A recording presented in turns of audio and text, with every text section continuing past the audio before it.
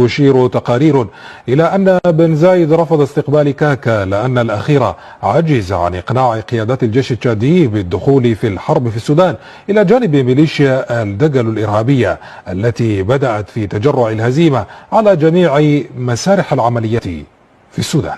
الرئيس التشادي المراهق محمد كاكا غادر دويلة الشر الإمارات العربية المتحدة قبل إفطار رمضان مسرعا غاضبا محبطا بعد أن أمضى 4 أيام بلياليها في فنادق أبو ظبي دون أن يقابل رئيس الدويلة محمد بن زايد. صحف المعارضة التشادية قالت نقلا عن مرافقين لكاكا خلال زيارته الفاشلة للإمارات إن كاكا كان يشاهد مقابلات وتنقلات محمد بن زايد على شاشة تلفزيون أبو ظبي دون أن يلتقيه.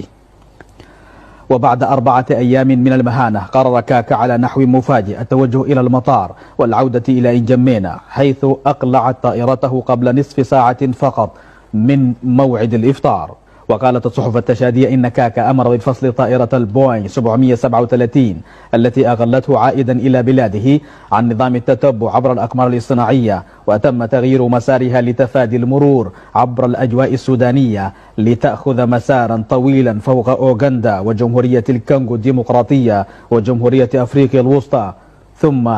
إلى تشاد. الصحف التشادية أشارت إلى غضب الإماراتيين من مطالب كاكا المالية خلال زياراته المتكررة لأبو ظبي والتي بلغت 6 زيارات خلال عام واحد، إضافة إلى ذلك الرفض الواسع داخل المنظومة العسكرية التشادية استخدام أراضيهم معبرا لتهريب الأسلحة الإماراتية